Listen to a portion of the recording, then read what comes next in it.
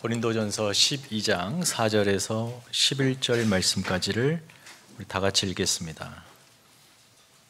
신약성경 277면 8면에 있습니다. 4절부터 11절입니다. 자, 시작. 은사는 여러 가지나 성령은 같고 직분은 여러 가지나 주는 같으며 또 사역은 여러 가지나 모든 것을 모든 사람 가운데서 이루시는 하나님은 같으니 각 사람에게 성령을 나타내심은 유익하게 하려 하심이라.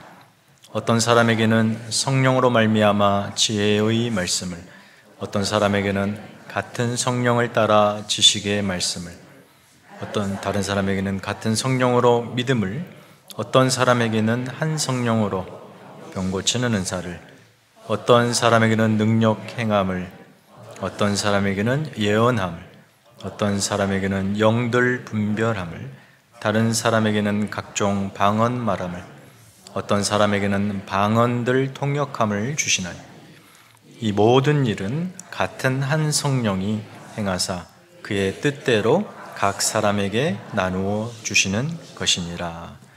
아멘. 시간 옆에 분들께 이렇게 한번 인사하십시다. 하나님의 은혜가 여러 성도님의 가정에 충만하기를 원합니다. 하나님의 은혜가 여러분의 삶에 충만하기를 원합니다. 네.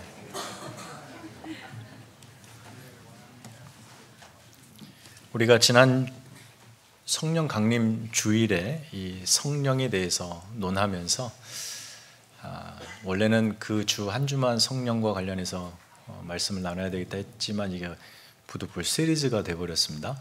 그래서 성령과 성령 충만에 대해서, 지난주에는 성령의 열매에 대해서 이렇게 두 주에 걸쳐 보았고, 성령과 관련하여 또 다른 중요한 주제가 있다면 바로 오늘 말씀 제목과 같은 성령의 은사입니다. 그래서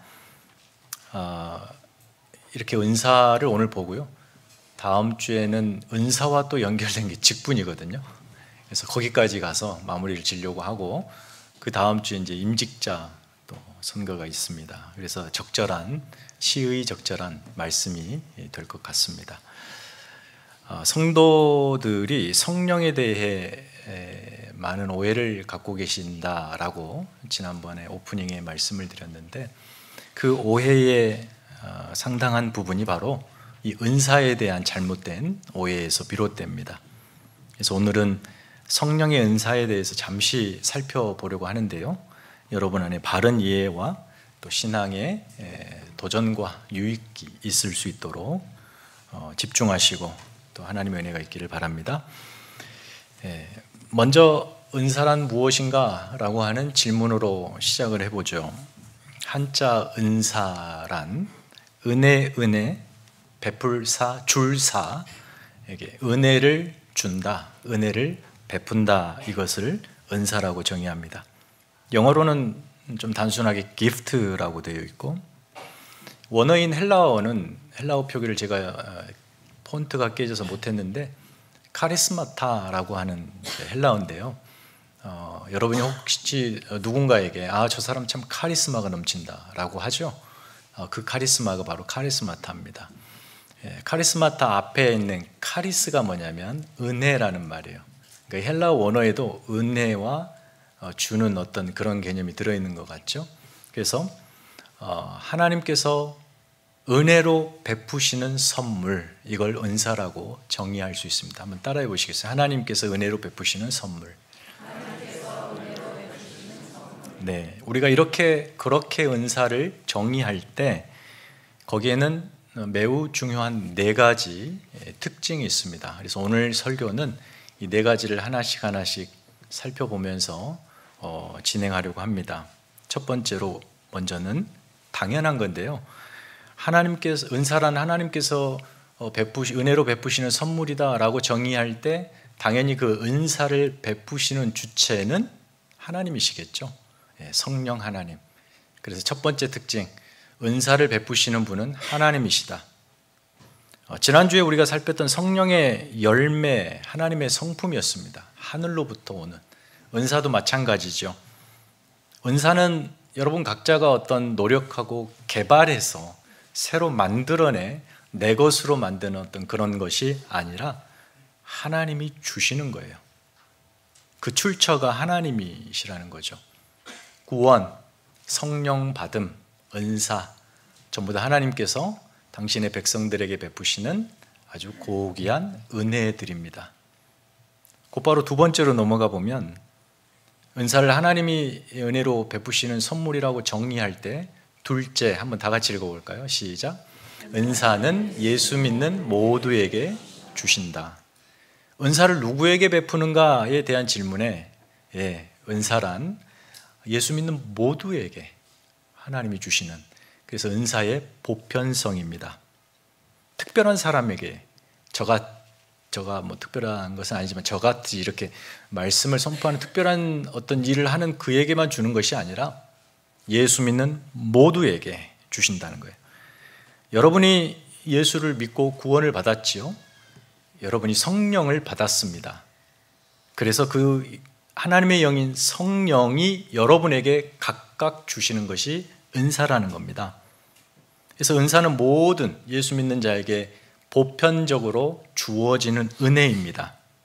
그래서 우리 많은 성도님들이 구원과 성령 받음과 이제 이것은 좀 연결하실 걸로 믿습니다. 내가 구원받았다? 그래, 성령을 받았다. 내가 구원받았는데 성령은 언제 받을까가 아니라 성령을 받았다. 여기까지는 이해하는데 그 다음 연결인 은사를 받았다는 것은 잘 연결을 못 하시는 것 같아요. 여러분, 예수 그리스도를 누가 주셨습니까? 하나님 아버지께서 예수 그리스도를 여러분에게 주셔서 여러분이 구원을 얻었죠. 그러면 성령은 누가 주십니까? 예수님이 승천하셔서 아버지로부터 영을 받아 여러분에게 부어주셨죠. 예수님께서 성령을 부어주셨습니다. 그럼 은사는 누가 줍니까? 여러분의 안에 부어진 성령께서 여러분 각자에게 은사를 주시는 거예요. 성삼위 하나님의 사역으로서 구원, 성령, 은사가 등장하는 겁니다. 이걸 하나로 보자는 거죠. 한 세트로 따로따로 나눠서 보지 마시고요. 그래서 구원받은 성도가 성령을 받듯이 성령 받은 성도는 누구나 은사를 받습니다. 자, 이렇게 생각하면 이해가 쉬우실 거예요. 아이가 태어날 때 말이죠, 육체를 가지고 태어납니다. 거기에 생명이 있고 그 아이의 영혼이 있습니다. 그래서 사람으로 태어나요. 그런데 그 아이가 아직은 모르겠습니다만 아무리 갓난아이여도 그 아이를 보면 이 아이가 도대체 어떤 성품을 가지고 있을까라는 질문을 하게 돼요. 다시 말해 모든 아이가 태어날 때부터 천성이라고 하는 성품을 가지고 태어나잖아요. 그 아이의 고유한 성품이에요. 누구와도 똑같지 않는 그 아이만이 가진 성품, 기질, 재능 이런 게 그 아이 안에 품어져 있어요. 아직은 잘 모르겠지만. 그러나 이 아이가 자라면서 이제 그런 것들이 점점 구체화되죠. 우리는 그걸 천성이라고 불러요. 구원은 우리의 거듭남이고 새롭게 태어남입니다. 여러분이 태어났어요. 그냥 태어난 게 아니고 거기에 하나님의 영이 계셔서 예수 그리스도와 연합된 몸으로 하나님의 영으로 태어났습니다. 그리고 끝나는 게 아니라 바로 그 인생에게 성령의 특별한 은사를 여러분의 성품과 영적인 기질과 어떤 재능으로 하나님께서 부여하신다는 겁니다. 그게 은사라는 거예요. 물론 예수 믿기 전에 천성이 그러면 은사입니까? 아직은 아닐 수 있죠. 예수를 믿게 되면 그 천성이 하나님의 영광으로 쓰임받도록 변화되도록 은사가 되는 거죠. 자, 이것이 두 번째 특징입니다. 하나님이 은사를 주신다. 그 은사는 예수 믿는 모두에게 주신다. 여기까지 잘 따라오셨죠? 제가 몇 가지 이야기한다 그랬죠? 4가지 이야기한다는데 벌써 2가지가 끝났습니다. 그래서 오늘 설교는 짧겠다고 생각하실 텐데 오산이에요. 다음 2가지가 굉장히 길어요. 자, 은사를 하나님께서 은혜로 베푸시는 선물이다라고 정의할 때 3번째 특징이 있어요. 한번 다 같이 읽어볼까요? 시작. 셋째, 은사는 다양하다. 다양성입니다. 하나님께서 여러분 인간을 창조하실 때 말이죠, 어떤 창조 공장에서 똑같이 기계에 찍어내듯이 대량 생산해서 바코드를 찍어 사람을 만든 것이 아니죠. 오늘날 지구상에 80억 인구가 있다고 하는데 지금 여러분과 같이 똑같이 생긴 사람은 단 한 사람도 없다는 걸 우리는 잘 알고 있어요. 여러분 각자가 하나님 앞에 최고의 유일무이한 걸작품들입니다. 너무 거울 보시고 비관하지 않기를 바라요. 지구상 80억 인구 중에 여러분 같은 사람 없다니까요. 모든 인간이 그렇게 자신만의 독특한 모습으로 창조되듯이 그 인간이 가진 성품도 아주 독특해요. 같은 성품이 없어요. 비슷할 수는 있지만 한 집에서 같이 자란 형제 혹은 어머니 한 뱃속에서 동시에 같이 태어난 쌍둥이라 해도 성품이 다릅니다. 은사도 마찬가지입니다. 모든 성도에게 허락된 하나님의 선물인 이 은사는요, 그 사람에게 맞추어서 주어지기 때문에 다양합니다. 하나님께서 한 인생을 창조하실 때 여러분의 그 지금의 모습처럼 심혈을 기울여 유일무이하게 창조하셨다면 여러분 안에 성품으로 은사로 주실 그것도 그렇게 심혈을 기울여 창조하지 않으셨겠습니까? 오늘 본문 7절에 하나님께서 각 사람에게 성령의 나타나심을 허락하셨다. 이 성령의 나타나심을 은사로 봐도 되겠습니다. 그 결과 8절에서 10절까지 9가지의 은사들이 쭉 나열이 돼요. 그리고 나서 11절에 이 모든 일은 같은 한 성령이 행하사 그 뜻대로 각 사람에게 나누어 주셨답니다. 그분의 뜻대로 각 사람에게, 누구는 주고 누구는 안 주고 아니고 그분의 뜻대로, 누구는 계획해서 주고 누구는 잘못해서 주고가 아니라 뜻대로, 그 뜻대로 각 사람에게 나누어 주신 것, 이걸 우리는 은사라고 정의할 수 있습니다. 다양하죠. 그래서 다양합니다. 여러분 MBTI를 잘 아실 거예요. 그죠? 저는 사실 잘 몰랐고 관심도 안 가졌어요. 왜냐하면 사람의 성격을 저렇게 막 인위적으로 혹은 막 이렇게 해서 분류하는 것 같아서, 저렇게 16가지로 성격 유형을 검사하는 프로그램이고 시스템이거든요. 별로 관심이 없었는데, 그래서 저는 저게 뭔지도 잘 몰랐고, 근데 문득 어떤 분이 저에게 최근에 목사님 혹시 MBTI가 뭐죠? 딱 그래요? 그리고 나서 설명해 주는데 저도 놀랄 만큼 저 같은 거예요. 나보다 나를 더 잘하네? 어떻게 저 시스템이 그렇게 정확한가? 그래서 제가 궁금했어요. 도대체 나는 어떤 유형의 사람인가? 어떤 문제를 마주했을 때 저는 제 스스로 볼 때 판단하고 분석하고 해석하고 적용하는 것이 경험과 배움과 이런 후천적인 어떤 것으로 잘하고 있다고 생각했지만 그게 아닐 수도 있다라는 생각을 문득 들게 했습니다. 그래서 제 본성적인 어떤 성품, 기질, 이런 것들이 목회하면서 불현듯 나오는데 저는 모르고 있었구나라는 생각을 했어요. 그래서 MBTI를 한번 들여다봐야 되겠다. 시간은 아직 없어서 제대로 못 봤지만 대충 속성으로 4가지 카테고리에 따라가며 저를 대입해 보았어요. 그래서 이런 결론에 도달했습니다. 내향적이고 직관적이고 감정적이고 인식형 성향, 이걸 영어로 하면 INFP가 되겠습니다. INFP. 풀이를 보니까 이렇더라고요. 성실하고 이해심이 많고 개방적이며 잘 표현은 하지 않으나 내적 신념이 강하다. 여러분 보시기에 제가 그런 유형의 사람인 것 같습니까? 저도 저를 모르는데 어떻게 여러분이 저를 아세요? 여러분은 어떤 유형의 사람입니까? 이 MBTI의 유형이 같다고 그 사람이 같고 그 사람의 성품이 같은 거 아니에요. 기질이 그냥 비슷하다는 거죠. 물론 이것도 정확한 건 아니겠습니다만, 자라온 환경이 다르고 경험이 다르고 또 사고하는 습관이나 인생 길이 달라요. 그 속에서 어떤 자신의 기질과 성향은 달라질 수 있습니다. 이처럼 각자 타고난 성품이 있고 또 자라면서 그것이 발전하고 변화되는 성품이 있어요.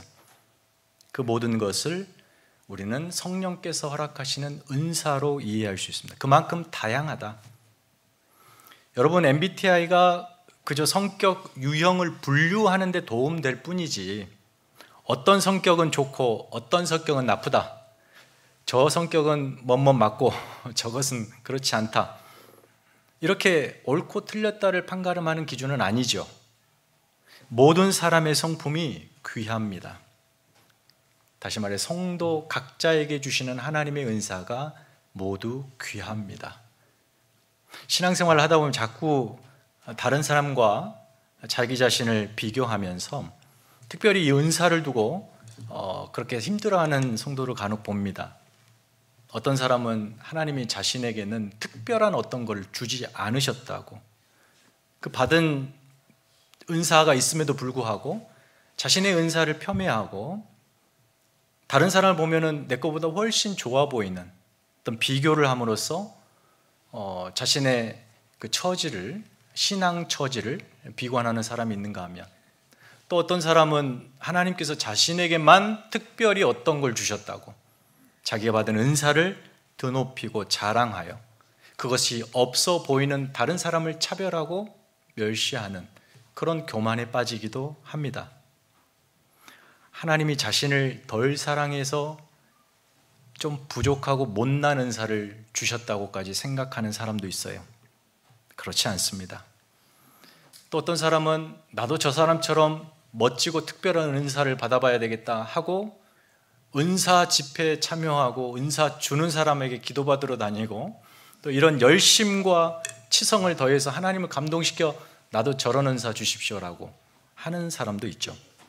사실 이런 모든 것은 성령의 은사에 대해서 우리가 참 오해하기 때문입니다. 11절 우리 한번 다시 읽어봅시다. 마지막 11절 시작. 이 모든 일은 같은 한 성령이 행하사 그의 뜻대로 각 사람에게 나누어 주시는 것이다. 결코 은사를 비교하라고 다르게 주신 것 아니란 말이죠. 오늘 본문은요, 흔히 말하는 은사장입니다. 사도 바울이 은사에 대해서 쭉 소개하고 있어요. 12장에서 멈추지 않고 14장까지 갑니다. 사도 바울이 이렇게 3장의 긴 지면을 할애하여 은사를 이토록 심도 있게 설명하는 이유는 다른 데 있지 않고 고린도 교회가 은사 문제로 대단히 심각하게 어려움을 겪고 있었다는 것을 전제합니다. 여러분이 고린도 전서를 성경을 읽을 때에는 그 성경이 가지고 있는 배경인 바로 이 은사 문제로 공동체가 혼란을 겪고 그룹이 져져 나누어 있고 차별이 있고 뭔가 문제가 심각하다, 이 전제를 읽으셔야 합니다. 교회 안에 소위 이런 사람들이 있었어요. 우리는 신령해. 저 사람들과 달리 우리는 특별해. 왜? 하나님에게 특별한 은사를 받았기 때문에. 이런 그룹이 있었어요. 고린도 교회에. 신령한 자들로 정의됩니다. 성경의 표현에 의하면. 이들은 과거 예수 믿기 전에 당시 고린도의 최고의 고린도는 도시거든요. 모든 게 철학은 그 위에 아테네가 지배했다면 이 고린도는 그 외에 모든 걸 갖추은 최고의 도시. 경제적, 종교적, 예술적, 문화적, 무엇보다 돈이 그곳으로 몰리는 아주 부유한 도시였죠. 근데 거기에서 많은 이교적 그 이상한 신비 종교들도 많았어요. 거기에 몸담고 있던 자들이 복음을 받고 예수를 믿고 교회로 들어온 겁니다. 그래서 그들이 성령을 체험하고 은사를 경험하면서 이전에 어느 종교에서도 경험하지 못한 신비를 맛보게 돼요. 방언이라는 걸 하게 되고 예언을 하게 되고 이런 것들, 특별히 방언과 예언이 손꼽히는 이유는 이것은 금세 드러나는 거죠. 바로 앞에서 보여줄 수 있는 것, 자랑하기 쉬운 것. 그래서 이런 신령한 자들이 방언과 예언의 은사를 통해서 자신들의 영적 탁월함과 우월함을 구별하여 교만에 빠지기 시작합니다. 그래서 고린도 교회의 가장 큰 문제는 바로 은사 때문에 발생한 영적 교만이었습니다. 그 교만이 교회를 가루었어요. 문제를 일으켰습니다. 공동체를 위기에 빠뜨립니다. 바로 그 부분을 바울이 심각하게 다루고 교훈하고 교정하면서 도대체 은사가 무엇인지 12장에서 14장의 긴 장을 할애하면서 설명하고 있는 거예요. 여러분, 은사라고 하는 것은요, 자기의 자랑과 교만, 또 자신을 돋보이게 하기 위해서 주어지는 것이 아니란 말입니다. 오늘 본문에 소개된 부분만 보더라도 9개의 은사가 쭉 나열되고 있죠. 여러분, 언뜻 보기에 어떤 게 제일 좋아 보입니까? 병 고치는 능력과 어떤 능력 행하는 은사, 이런 것들이 굉장히 멋져 보이지 않습니까? 성도들이 오늘날에도 많은 관심사를 두는 은사가 뭐예요? 그 다음 나오는 방언일 거예요. 나도 방언을 받아 그렇지 않는 사람보다 특별해지고 싶다. 방언을 못 받으면 나는 뭔가 좀 못하는 신앙생활, 믿음처럼 여겨지고, 그래서 이 방언을 받기를 사모하죠. 그런데 섬김이나 혹은 봉사 같은 것도 은사인데, 그것은 힘드니까 받고 싶지도 않고, 있다고 해도 하려고도 안 해요. 힘드니까. 그런데 이제 겉으로 드러나는 멋져 보이고 화려하고 인정받을 만한 은사들은 막 갖고 싶은 거예요. 그렇지 않다는 겁니다. 모든 은사가 소중합니다. 귀합니다. 하나님께서 여러분 각자에게 고유하게 허락하신 선물들입니다. 믿으십니까? 가르치는 은사가 있을 수 있습니다. 안내위원으로 얼마나 웃는 게 힘든지 아세요? 근데 들어올 때마다, 들어오시는 성도들을 볼 때마다 웃는 건 제가 저희 설교하는 것보다 더 어려울 것 같아요, 보기에. 그래서 저는 안내를 안 하지만 이 안내가 얼마나 어려운가요? 성가대 1시간 반 전부터, 일부 예배 시작 전부터 오셔가지고 연습하시고, 모든 섬김이 사실은 소중해요. 어떤 게 어떤 것보다 낫다, 우월하다, 이렇게 말할 수가 없습니다. 오늘 본문에 속한 고린도 전서 12장 전체를 읽어보면 총 13가지 은사가 나오고요, 로마서, 예배소서, 베드로전서까지 쭉 훑어보면 신약 성경에만 은사라고 규정할 수 있는 것들이 대략 한 22개 이렇게 나옵니다. 그럼 여러분, 하나님의 은사가 20몇 개밖에 되지 않을까요? 그렇지 않다는 겁니다. 여러분, 한 몸을 구성하는 이 하나의 몸이잖아요. 그래서 이 몸을 우리는 흔히 사지백체, 오장육부로 표현하는데 그것만인가요?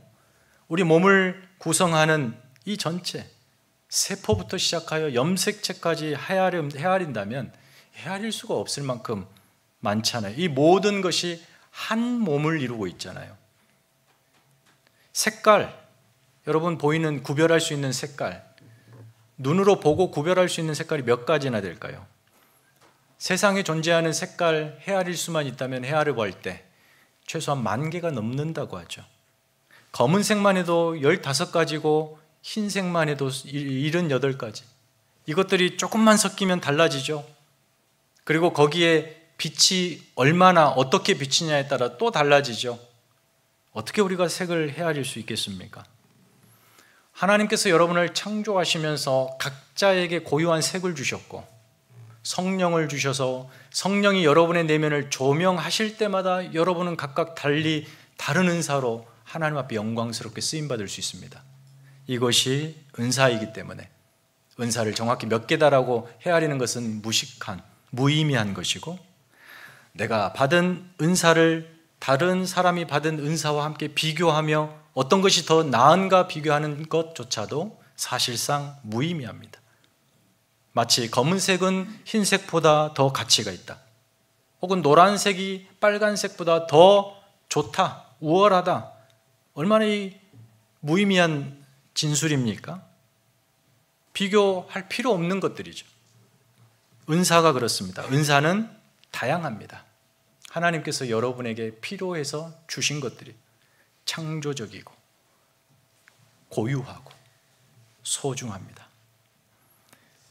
교회 안에서 다양한 섬김들이 있고 또 이렇게 신앙생활을 함께 해 가다 보면 그 섬김의 다양성들을 확인하게 되죠. 사실 섬김의 다양성은 직분도 다양하게 있지만 은사가 다양하기 때문에 그래요.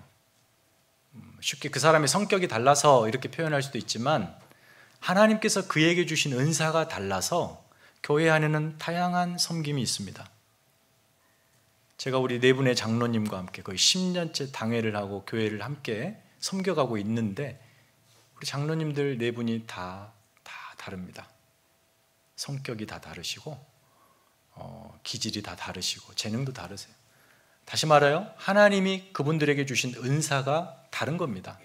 그 다름이 어우러져서 아주 아름다운 교회를 이루어가고 있지요. 권사님들, 리더십에 있는 집사님들을 보면 다 그렇습니다.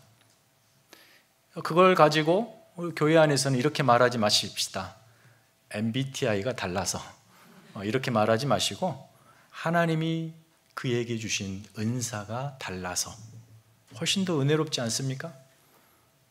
그래서 은사를 논할 때에는요, 은사의 이 다양성을 인정하는 것이 중요해요. 인정하는 것. 그래야 내가 받은 나의 은사가 이처럼 독특하고 고유하고 소중하구나, 이걸 어떻게 사용해 볼까라고 생각할 수가 있습니다. 자, 마지막 네 번째에 왔습니다. 자, 은사를 하나님께서 은혜로 주시는 선물로 정의할 때 네 번째 특징, 마지막으로 읽어봅시다. 넷째, 시작. 은사는 교회의 유익과 세움을 목적한다. 다시 말하여 성령 하나님은 우리 각자에게 은사를 왜 주실까요? 왜 주실까요? 했을 때 바로 우리의 교회의 유익과 교회를 하나 되게 하는, 그래서 은사의 통일성이라고 말할 수 있습니다. 은사는 수단입니다. 은사는 수단이에요. 그래서 다분히 기능적이에요. 여러분, 사람이 말하고 생각하고 행동하는 그 모든 것에는 그 사람의 성품이 깊게 반영되고 그 성품에 의해서 작동이 됩니다. 사람의 성품, 기질, 재능에 따라서 말하고 생각하고 행동합니다. 여러분 중에 말을 차분하게 하고 말의 온도가 따뜻하고 그 결이 부드러운 사람이 있어요. 배우고 다듬고 훈련해서 그 결 그렇게 말하실 수도 있지만 그분 안에 천성적인 본성적인 그런 성품 자체가 그 결을 만들어내는 분이 있어요.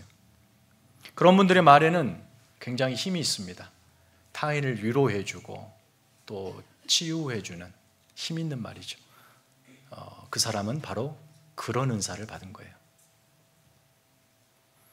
반면에 말이 급하고 차갑고 거친 분이 있죠. 타인의 마음에 상처를 주고 언어를 제대로 정확하게 그 사람에 맞게 구사하지 못해서 오해를 사고, 이런 것들도 어찌 보면 그 사람 안에 있는 자리 잡은 어떤 성품 때문일 거예요. 그런 성품들이 성령에 의해서 잘 개발되고 변화되고 치유되어 사람을 치유하는 말을 해야 되겠죠. 좋은 성품이 타인을 치유하듯이 뒤틀린 성품이 타인을 상처 줍니다. 은사는 어떻게 작용할까요? 성령께서 우리 모두에게 은사를 주셨습니다. 그것으로 무엇하라고, 자신을 높이라고가 아니라 그 은사를 통해 타인을 섬기라고 주십니다. 그래서 은사의 목적을 논할 때 은사는 다분히 관계적입니다. 관계적이고 또 공동체적이에요. 한 개인을 위하여 그 개인의 잘남을 위해서 주지 않습니다. 공동체적이고 관계적이에요. 은사는 하나님과 타인과의 관계에서 자신의 말과 생각과 행동이 반영되고 작동되는 거룩한 성품, 기질, 수단입니다. 그래서 은사의 목적은 공동체의 유익이에요. 타인의 유익이에요. 다시 7절을 보면은 각 사람에게 성령을 나타내심은 유익하게 하려 하심이라. 우리 모두의 구원은 하나님의 은혜를 입고 성령을 받은 것이다 라는 것에는 동일합니다만, 그러나 은사는 각자가 다릅니다. 그 이유는 우리 각자 한 사람 개별로 떨어져서 부르지 않고 하나의 공동체인 교회로 부르시기 때문입니다. 우리가 교회를 생각할 때 너무 지교회적으로 좁게 생각합니다. 여기서 지교회는 자기 교회의 지교회가 아니라 지역에 있는 지교회를 말해요. 지교회에 국한해서 우리가 생각하는데요, 하나님께서 우리를 교회로 부르셨다는 것은 훨씬 큽니다. 하나님의 영광과 생명을 가득 품은 하나의 거대한 거시적 교회를 의미해요. 에베소서 1장 22절 23절 띄워주시겠어요? 다 같이 읽어봅시다. 자, 시작. 또 만물을 그의 발 아래에 복종하게 하시고 그를 만물 위에 교회의 머리로 삼으셨느니라. 교회는 그의 몸이니 만물 안에서 만물을 충만하게 하시는 이의 충만한, 하나님의 충만이 들어올 만큼 큰 곳, 세상을 다 품고도 남는 큰 곳, 큰 교회. 얼마나 교회가 큰 개념인가요? 이렇게 작은 공동체의 지교회적 개념이 아니라 훨씬 큰 하나님의 충만이 들어온. 그래서 계속 성경은 교회가 자라간다고 표현하죠. 교회는 자라갑니다. 어디까지요? 그리스도의 장성한 분량에 이르기까지, 그 충만을 담기까지 자라갑니다. 이게 부흥이에요. 단순한 수적 부흥이 아니라 세상을 품어낼 만큼의 생명과 영광으로 충만한 곳이 되어가는 부흥입니다. 이것이 교회인데, 우리 각자를 그 교회 안의 일원으로, 한 사람으로 부르신다는 겁니다. 예수님이 머리가 되시고 교회는 몸이 되시죠. 한 성령이 들어와 계십니다. 그런데 그 한 성령이 우리 모든 각자에게 다른 은사들을 줘요. 우리가 한 영으로 한 몸이잖아요, 한 사람이. 그러나 내 몸을 구성하고 있는 헤아릴 수 없는 각각의 지체와 구성 요소들이 제 역할을 하면서 건강을 유지하고 살아가고 있잖아요. 기동하고 있잖아요. 그와 같습니다. 그래서 교회는, 하나님의 은사를 주신 목적은 바로 교회가 한 몸으로 건강하게 자라가도록, 하나님의 영광과 생명이 충만해지도록, 그 충만을 우리 모두가 맛보게 하기 위해서 한 지체로 부르셨고, 그 지체에게 특별한 은사, 기능을 주신 겁니다. 에베소 4장 16절을 한번 읽어볼까요? 자, 시작. 그에게서 온 몸이 각 마디를 통하여 도움을 받음으로 연결되고 결합되어 각 지체의 분량대로 역사하여 그 몸을 자라게 하며 사랑 안에 스스로 세우느니라. 그 몸의 비유이죠. 각 지체의 분량대로, 다시 말해 각 지체인 여러분이 성령으로 받은 각각의 은사대로, 이렇게 번역해도 되겠습니다. 이해하셔도. 각 지체의 은사대로 사랑 안에서 우리가 함께 세워져 간다, 지어져 간다. 이것이 바로 은사를 주신 목적입니다. 그래서 우리 누구 중 단 한 사람도 은사 받지 못한 사람이 없다는 거예요. 만일 그렇다면 그 사람 몸 지체가 아닌 겁니다. 성도 각자에게 부여하신 은사를 통해서 예수님의 몸인 이 교회가 건강하게 세워지고 자라가는 겁니다. 몸이 자라는 원리와 같습니다. 몸이 자라는 원리를 보세요. 우리 중 어떤 지체도 그 지체가 자기 자신만을 위하여 일하지 않습니다. 자기 자신을 위하여서도 일하지 않습니다. 그 지체는 다른 지체를 위해서 일하죠. 그래서 몸이 건강을 유지하고 자라갑니다. 이것을 가리켜서 몸의 통일성입니다. 몸이 통일성, 은사가 가진 은사의 통일성과도 같습니다. 여러분, 정상적인 몸이라고 한다면 어떤 지체도 그 지체가 다른 지체를 공격하지 않습니다. 파괴하지 않습니다. 정상적인 몸이라면 자기만 건강하기 위하여 다른 지체들을 막 부리지 않습니다. 손이 이뻐 보이려고 온 지체를 부립니까? 그러지 않죠. 손은 언제 예쁩니까? 온 지체를 위하여 섬겨줄 때 예쁘죠. 아프면 모든 신경이 그리 갑니다. 외면하지 않아요. 한 몸이기 때문에. 그래서 그를 회복하고 치유하고, 그래야 온몸이 건강하기 때문이죠. 여러분, 성령 하나님께서 여러분에게 필요한 대로 각각 은사를 나누어 주시고, 그 은사를 통해서 여러분이 마음껏 그 은사를 발휘해 보도록, 그래서 여러분을 통해 하나님의 교회가 영광스럽게 건강하게 자라가도록 하기 위해서 여러분에게 은사를 주신 겁니다. 그래서 성도들이 그 은사를 사용할 때에는 여기에는 어떤 강제도 없습니다. 자발적이죠. 섬김과 헌신과 사랑에 근거합니다. 성령께서 여러분에게 은사를 주신 이유는 성령이 여러분을 통해서 일하시고자 싶어서, 그 은사를 통해서 여러분을 끌어들이고 그것으로 여러분을 통해 일하시려고 허락하시는 것이 은사죠. 그러므로 우리 모두에게 은사를 주신 목적은 서로를 섬기라고, 그래서 서로 함께 건강한 몸으로 자라가라고. 여러분이 받은 어떤 은사도 초라한 은사란 없습니다. 우리 모두가 그리스도의 사랑을 표현할 만큼, 할 수 있을 만큼 충분한 은사들이에요.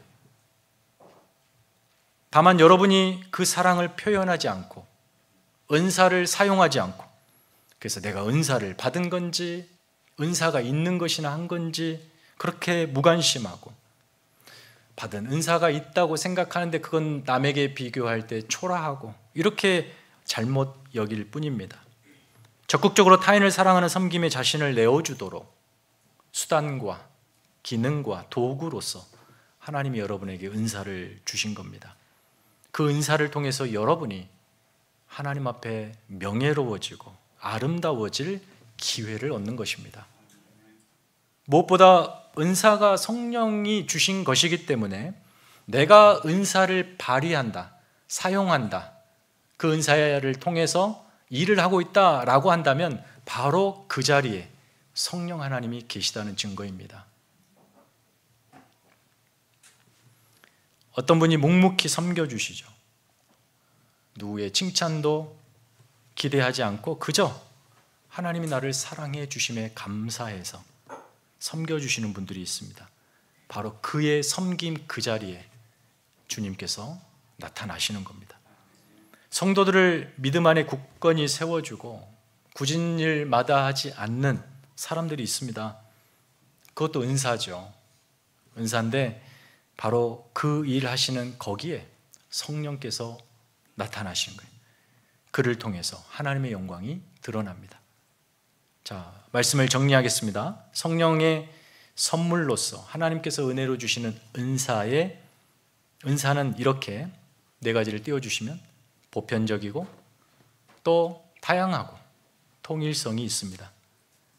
우리 모두에게 은사를 주신 목적, 한 성령 안에 한 몸으로 건강하게 자라가 하나님 앞에 영광스러운 교회가 되게 하기 위해서, 그 영광스러운 모습으로 세상을 섬기게 하기 위해서 은사를 주십니다. 여러분 각자가 받은 은사가 무엇인지 오늘 한번 생각을 해보세요. 목사님, 저는 무슨 은사를 받았는지 잘 모르겠습니다 라고 물으신다면 한번 이렇게 한번 생각해 보세요. 여러분이 예수님을 믿고 나서 나에게 달라진 어떤 것이 있는가? 달라진 무엇이 있는가? 한번 잘 생각해 보세요. 내가 예수를 믿고 성령을 받고 은혜를 받아서 뭔가 달라졌다. 그러면 바로 그 부분을 통해서 은사가 구체화될 겁니다. 은혜를 받게 되면 내가 아무거나 하는 게 아니라 내가 하고 싶은 게 생겨요. 잘할 수 있다라고 생각하고 충분히 할 수 있다라고 확신을 갖는 그 일이 여러분에게 은사로 나타날 수 있어요. 그렇게 예수 그리스도의 몸인 교회가 초라한 나를 통해서, 은혜 받은 나를 통해서 아름다워지게 건강하게 세워지는 그 영광스러운 일에 동원될 수 있습니다. 사람들로부터 칭찬을 받고 싶어서 그런 은사를 사용하는 것이 아닙니다. 주님이 나를 섬겨주신 것에 감사하고 또 이 놀라운 영광스러운 일에 동참할 수 있는 기회를 주시고자 은사를 주셨기 때문에 감사할 따름입니다. 그렇게 하나님께서 기뻐하시고 칭찬하는 그런 건강한 교회가 되기를 축원합니다. 하나님께서 우리를, 여러분을 한 교회로 부르셨습니다. 그리고 여러분 모두에게 각각 다른 은사를 주셨습니다. 그 은사를 마음껏 발휘할 때 몸은 건강한 거예요. 여러분 몸의 어느 한 부분이 제 기능을 안 하면 힘듭니다. 고통스러워요. 여러분이 적극적으로 참여해 주시고 여러분을 내어주시는 그 일에 기쁨으로 감당해 주신다면 우리의 교회는 하나님 앞에 영광스럽게 건강하게 세워질 줄로 믿습니다. 그렇게 여러분의 생애가 하나님의 영광을 위해 거룩하게 쓰임받는 복된 인생 되기를 축원합니다. 우리 시간의 말씀을 생각하면서 잠시 여러분의 진심 어린 고백으로 하나님 앞에 기도하며 나가십시다. 하나님께서 예수 그리스도를 주셨고 우리 예수 그리스도께서 성령을 부어주셨고 성령 하나님이 여러분 가운데 고귀한 은사를 허락하셨습니다. 여러분이 아직 그것이 무엇인지 잘 모를 수도 있고 관심이 없을 수도 있는데요, 그렇지 않습니다. 하나님이 여러분을 통해서 하나님 나라를 일궈 가시려고 성령께서 그 은사를 주셨습니다. 무엇인지 생각해 보세요.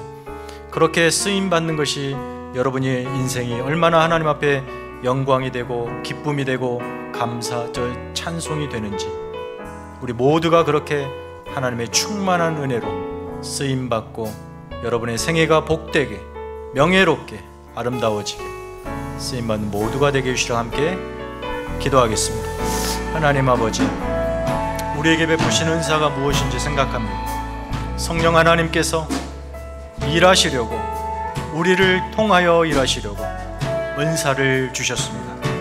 하나님, 우리의 각자 처해 있는 상황 속에서 나로 인하여 누군가가 세워지고 나로 인하여 누군가가 회복되고 치유받고 하나님을 더 가까이, 주님을 더 사랑할 수 있다면 그것이 바로 내가 가진 특별한 하나님이 허락하신 은사입니다. 모두가 다 고유하고 소중한 은사들, 그 은사들을 마음껏 발휘하면서 건강한 교회를 세워가게 하시고 하나님 앞에 영광이 되는 아름다운 교회가 되어서 마음껏 세상을 향하여 생명과 은혜를 나누고 섬길 수 있는 건강한 교회가 되게 하여 주시옵소서. 우리 모두를 복되게 하시고 한 몸 되게 하여 주옵소서. 하나님, 우리를 그저 각 사람 개별적으로 파편적으로 부르지 아니하시고 이처럼 영광스러운 주님이 머리가 되시고 그 거룩한 주님의 연결된 몸으로 불러주심을 감사합니다. 우리는 모두는 그 거룩한 몸의 각 지체입니다. 그 지체가 그 역할을 하도록 성령 하나님께서 우리에게 주신 은사가 있습니다.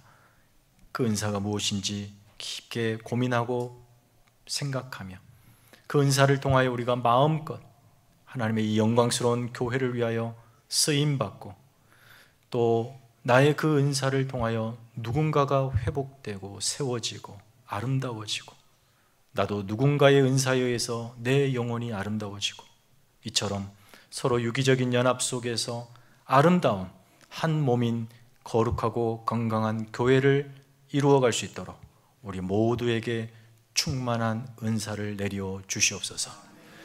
이제는 우리 구주 예수 그리스도의 은혜와 하나님 아버지의 크고 놀라우신 사랑과 성령님의 교통하심이 각자에게 고유하게, 그러나 다양하게, 그러나 결국 하나의 목적인 건강한 교회를 위하여 쓰임받는 이 은사, 우리가 가진 그 은사를 열심히 최선을 다하여 적극적이고 자발적으로 사용하기를, 헌신하기를 다짐하는 사랑하는 성도들의 머리 위에 이제부터 영원까지 함께 있을지어다.